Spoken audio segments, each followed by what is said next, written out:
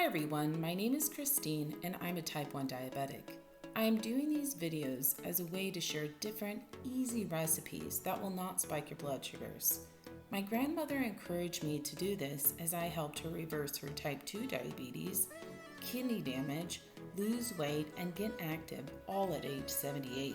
It's never too late to get healthy and manage your blood sugars. I want to encourage people to get active and eat things that don't spike their blood sugars to help prevent diabetic complications. I do want to mention I am not a medical doctor and encourage viewers to consult with their physician on any specific individual questions. So here's the ingredients I'll be using today. Of course, you are welcome to modify this however you would like. We all have different preferences and tastes and what have you. Um, I use a lot of almond flour because it's very low in carbs. I also really like flaxseed meal. It's a great binder to help thicken up those pancakes to make them easier for flipping.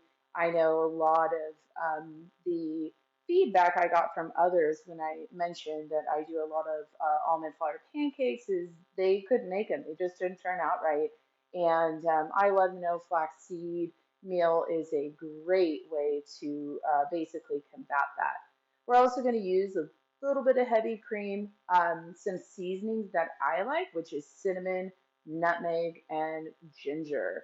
Of course, you could skip those. You could add different stuff you like. It's really up to you. It's just different ways that are non-starchy to help flavor up those pancakes. We're also going to use 1 egg. All right, so let's get started.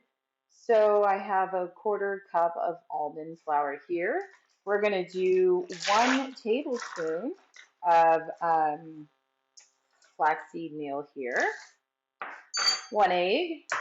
Just crack that, get that going. A tablespoon of heavy cream. Some spices. Again, you could skip these however you prefer different tastes. Feel free to add, subtract, modify. A little bit of ginger here. And we're just going to mix that up. All right, so we have a nice warm pan here. You want to make sure it's not too cold or not too hot. So we're going to go ahead and just spoon this in.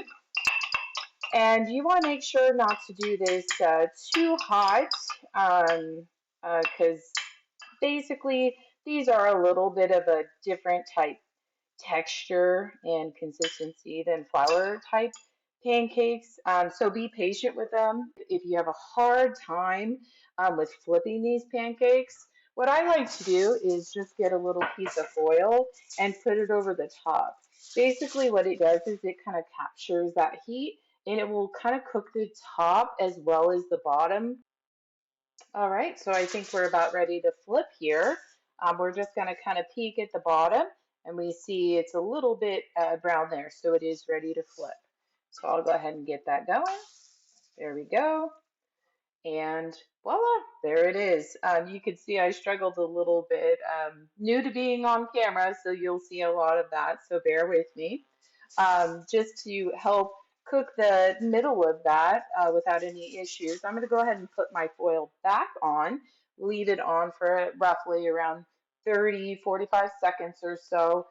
What I do when I flip it is I tend to turn off my heat because there's plenty of heat in my steel pan here. If you're using nonstick, play with it, see kind of what works.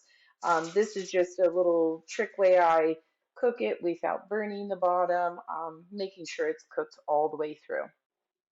All right, so we're ready to go ahead and check the bottom of that, make sure it's done.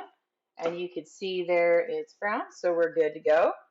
I'll go ahead and plate that. Another thing I like to do to kind of dress this up and basically make it feel and taste a little bit better, and of course this is optional, is I like to dust a little cinnamon on that. So I'm going to get the cinnamon and we're going to go ahead and dust that. And basically I really enjoy doing things like that because it makes the plate look really appealing and appetizing, and I feel that taking time to do little things like this, not to mention I absolutely love cinnamon, is a way to basically make low carb feel not so restrictive and, basically just throwing it together. I feel like taking a little more time to really prepare and enjoy your food is just so important and so key to managing blood sugars. So basically, I have that there.